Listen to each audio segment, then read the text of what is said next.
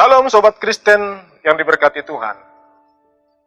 Sebuah ilustrasi menceritakan seorang profesor, seorang dosen penganut ateis, di sebuah kelas kuliah sedang berusaha untuk meyakinkan para mahasiswa dan mahasiswinya bahwa tidak ada Tuhan. Dia bertanya, siapa di antara kalian yang pernah melihat Tuhan? Ditanya begitu, tidak ada seorang pun mahasiswa yang mau menjawab. Lalu dosen itu berkata, berarti kesimpulannya adalah bahwa tidak ada Tuhan. Kemudian dosen ini melanjutkan, lalu siapa di sini yang pernah menyentuh Tuhan? Tidak ada juga yang menjawab. Lalu dosen ini berkata lagi, berarti memang tidak ada Tuhan. Atau adakah di tempat ini yang pernah merasakan Tuhan? Seisi ruangan itu diam. Tidak ada seorang pun yang menjawab.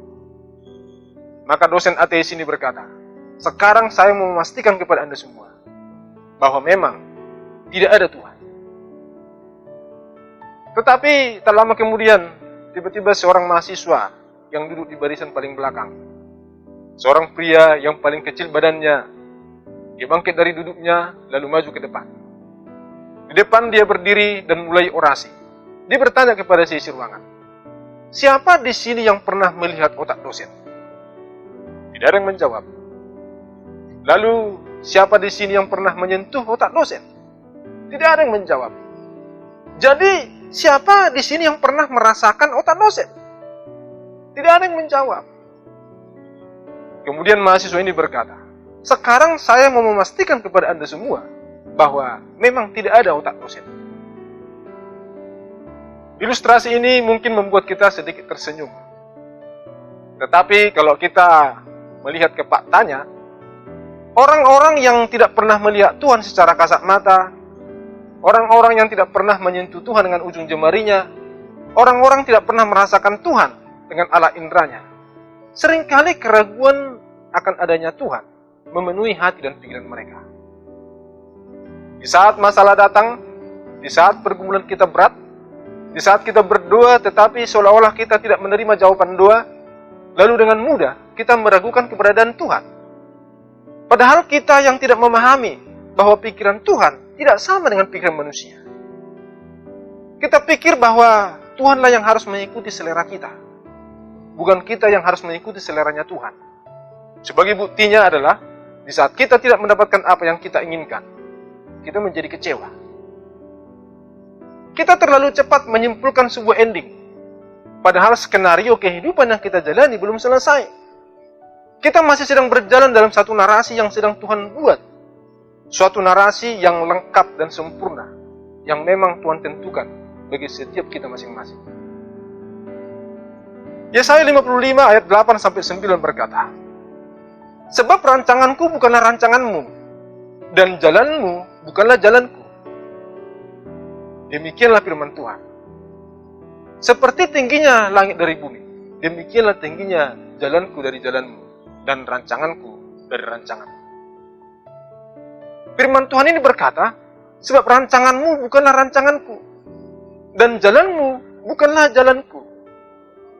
Kita harus memeriksa dengan seksama, sebenarnya kita sedang memainkan rancangan siapa? Rancangannya Tuhan, atau rancangan kita sendiri?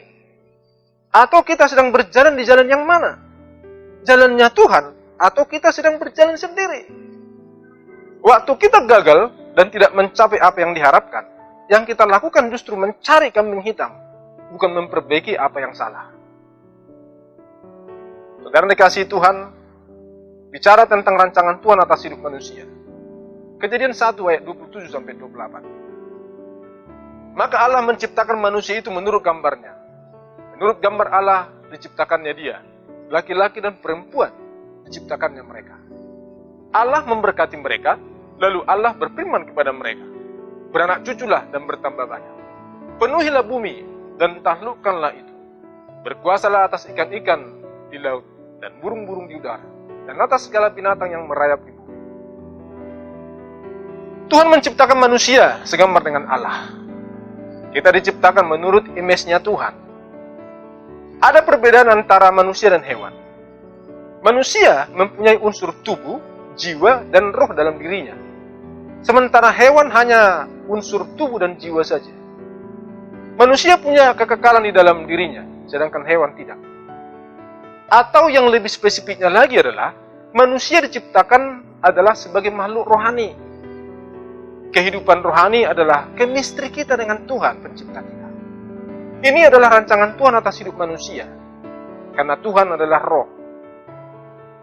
Dan rancangan inilah yang menjadi dasar dari manusia bisa berjalan bersama dengan Tuhan.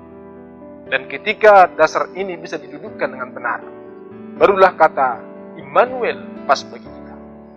Immanuel, Allah beserta kita. Kalaulah penyertaan Tuhan ada dalam hidup seseorang, maka yang jelas kemenangan, perlindungan, pertolongan, pembelaan, berkat, kemuliaan, kekuatan dan kehidupan pasti ada. Tentunya supaya jangan salah paham dan kita tidak dituduh sebagai penganut teologi kemakmuran, uraiannya adalah kemenangan kalau ada peperangan dan pergumulan, perlindungan kalau ada ancaman, pertolongan kalau ada permasalahan, pembelaan kalau ada kesalahan, berkat kalau ada perbuatan, kemuliaan kalau ada pengorbanan, kekuatan kalau ada kelemahan, dan kehidupan kalau ada iman, kasih, dan pengharapan. Artinya, hidup dalam mengikut Tuhan tidaklah selalu berjalan mulus. Rute yang Tuhan janjikan tidaklah selalu jalan lurus dan rata. Selalu akan ada tantangan dan ujian. Tujuannya bukan untuk membuat kita berhenti berjalan lalu balik arah, tetapi untuk mendidik dan melatih kita supaya kita kuat dan dewasa. Ada orang yang hidupnya semata-mata hanya untuk mengejar kesempurnaan. Tetapi saya mau katakan, yang Tuhan mau dari kita adalah kedewasaan, bukan kesempurnaan. Tidak akan ada manusia yang sempurna, karena kesempurnaan adalah milik Tuhan. Bagaimana kita bisa melihat kedewasaan dari diri seseorang? Kedewasaan bisa dinilai bukan dari berapa lama Anda telah mengikut Tuhan, bukan juga dari seberapa banyak karunia-karunia yang kita miliki. Tetapi kedewasaan bisa diukur dari seberapa besar rasa tanggung jawab yang mau kita pikul dalam hidup ini. Kita di bumi ini adalah sebagai mitra kerjanya Allah, partner.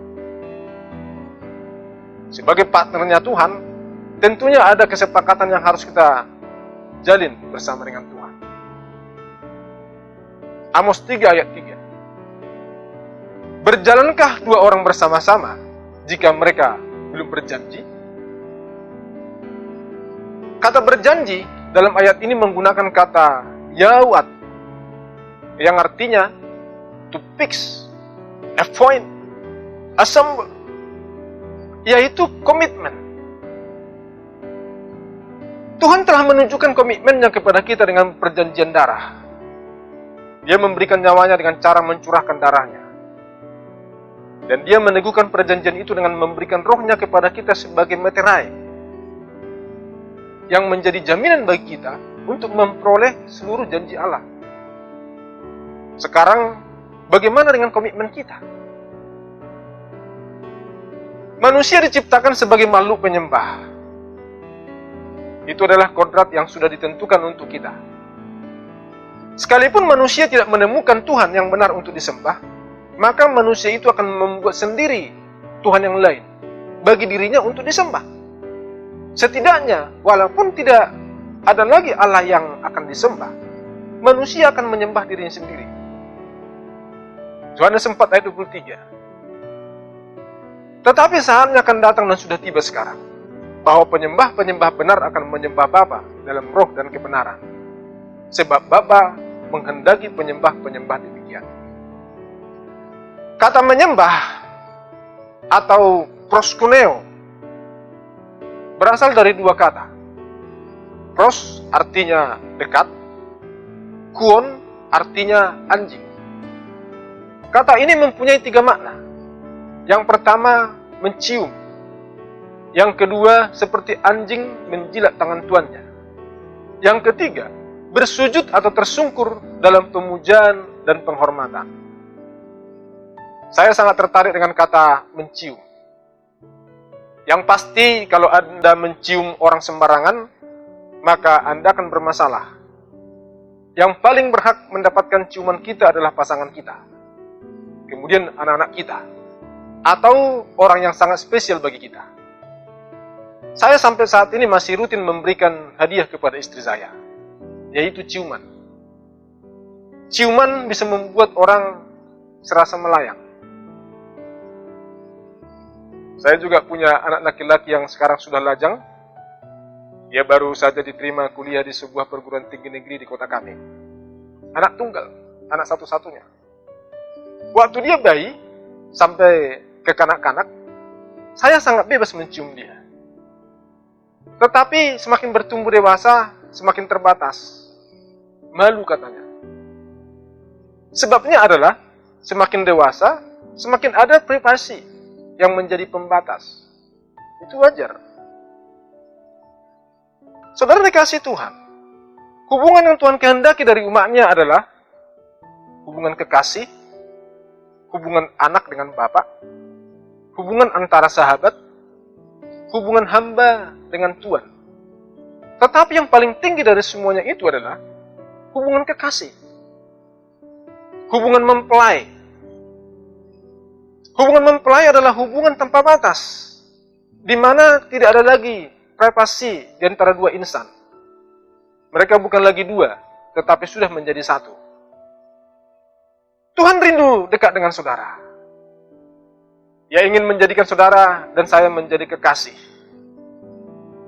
Dia ingin selalu mencurahkan isi hatinya kepada kita lewat firman-Nya. Dia ingin selalu dilibatkan dalam seluruh urusan kita. Selalu berjalan bersama dengan Dia. Dia ingin agar kita selalu menyaksikan kebajikan dan kemurahan-Nya. Yang berikutnya, seperti anjing menjilat tangan tuannya. Arti penyembahan yang kedua. Anjing adalah hewan piaraan yang paling dekat dengan tuannya. Dan hanya anjing, hewan piaraan yang bisa tinggal dengan bebas di rumah tuannya. Anjing adalah satu-satunya hewan yang selalu menyambut tuannya jika tuannya pulang. Anjing adalah penjaga rumah yang paling setia dan dapat dipercaya. Karena anjing tidak bisa khianat sama tuannya. Dan yang sangat unik adalah, anjing punya ikatan emosional dengan manusia sebagai tuannya. Anjing adalah hewan yang sangat gampang rindu sama tuannya. Sehingga kebiasaan anjing yang tidak bisa hilang adalah memandang wajah tuannya dalam setiap kesempatan. Bagi Anda yang pernah memelihara anjing di rumah, pasti paham akan hal ini. Hal-hal ini membuat kita tidak jijik dengan anjing piaraan kita. Sekalipun hewan ini bukanlah hewan yang bersih. Bagi Anda yang pernah memelihara anjing di rumah, kita bahkan tidak masalah. Bagi kita, kalau hewan kotor ini mau menjilat tangan kita. Malah, kita akan sedih dan sangat kehilangan jika anjing piaraan kita mati. Kita adalah makhluk penyembah. Proskuneo. Ketika Raja Nebukadnezar memerintahkan supaya setiap orang dari segala bangsa, suku bangsa, dan bahasa untuk sujud menyembah kepada patung emas yang telah didirikannya. Dengan ancaman bagi siapa saja yang tidak mau menyembah patung itu akan dicampakkan ke perapian yang menyala-nyala. Sadrak, Mesak, dan Abednego memilih tetap hanya akan menyembah Allah saja. Sekalipun hukuman yang akan mereka terima adalah hukuman yang sangat berat dan serius. Tetapi mereka sanggup berkata di hadapan Raja demikian. Jika Allah yang kami puja sanggup melepaskan kami, maka Ia akan melepaskan kami dari perapian yang menyala-nyala itu dan dari dalam tangan-Mu ya Raja. Tetapi seandainya tidak, hendaklah Tuanku mengetahui ya Raja, bahwa kami tidak akan memuja dewa Tuanku dan tidak akan menyembah patung emas yang Tuhan dirikan itu. Ada kalanya kita harus setuju bahwa ujian kesetiaan kita kepada Tuhan adalah kesulitan dan penderitaan. Lulus tidaknya sebuah ujian akan menentukan naik level kita. Tujuan Tuhan adalah untuk memberikan yang terbaik, walaupun kadang rasanya bagi kita sangat berat. Seolah-olah kita seperti ditinggalkan. Mungkin kita hampir-hampir putus asa dan mau menyerah. Tetapi kita harus percaya bahwa kasih setia Tuhan tidak pernah berubah. Segala sesuatu akan indah pada waktunya. Kesulitan, penderitaan, pergumulan adalah bagian dari proses. Allah yang tidak kelihatan itu akan selalu ada untuk kita. Dia tidak pernah berubah. Tetapi kita yang harus berubah. Berubah dewasa. Orang dewasa tidak gampang menyerah. Orang dewasa punya rasa tanggung jawab. Suatu saat seorang hamba Tuhan mengalami pengalaman rohani dengan Tuhan. Hamba Tuhan ini mengalami pergumulan yang sangat berat. Tidak tahu kemana ia harus melarikan diri untuk menghindari masalah yang ada. Tidak ada orang yang peduli, dan dia merasa ditinggal sendirian. Masalah terlalu berat membuat dia kehilangan kekuatan dan hampir-hampir menyerah. Yang mampu dia lakukan hanya menghadap dinding, berdoa kepada Tuhan dengan berbisik, "Tolong Tuhan, Tuhan tolong saya, tolong Tuhan." Hanya kata-kata itu yang sanggup dia ucapkan. Begitu berat masalah yang ada. Malamnya dia tertidur pulas dan bermimpi. Dalam mimpinya dia sedang berjalan di pasir pantai sendirian. Tidak ada orang. Sepi. Sembari berjalan terus dia menoleh ke belakang dan menemukan jejak kaki di pasir yang hanya sepasang. Tidak ada jejak kaki yang lain. Lalu ia protes kepada Tuhan. Dan ia berkata, "Tuhan, Engkau berkata bahwa Engkau akan menyertai langkah saya, berjalan bersama dengan saya. Tetapi mengapa hanya ada sepasang jejak kaki saja? Mana jejak kaki Tuhan? Yang kelihatan hanya jejak kaki saya." Tiba-tiba dalam mimpinya itu Tuhan menjawab, "Itu bukan jejak kakimu, tetapi jejak kakiku. Karena sesungguhnya kamu sedang tidak kuat berjalan, sehingga aku memutuskan untuk menggendong kamu." Lalu hamba Tuhan ini terbangun. Tiba-tiba ada kekuatan. Dan dia bangkit. Kemudian dia menghadapi masalah yang ada. Dan dia menang. Dan Tuhan sangat dipermuliakan. Yesaya 46 ayat 4. "Sampai masa tuamu aku tetap dia, dan sampai masa putih rambutmu aku menggendong kamu. Aku telah melakukannya dan mau menanggung kamu terus. Aku mau memikul kamu dan menyelamatkan kamu." Saudara dikasihi Tuhan, pegang janji Tuhan. Dan jangan pernah merasa sendirian. Jangan khawatir akan hari esok. Kan hari esok Tuhan yang menjamin. Sampai akhir zaman, sampai selama-lamanya, Tuhan yang akan tetap memegang kendali atas alam semesta ini. Tidak ada yang perlu diragukan dengan itu. Sekarang yang penting adalah temukan jejak kaki Tuhan dalam setiap langkah hidup kita. Tuhan Yesus memberkati.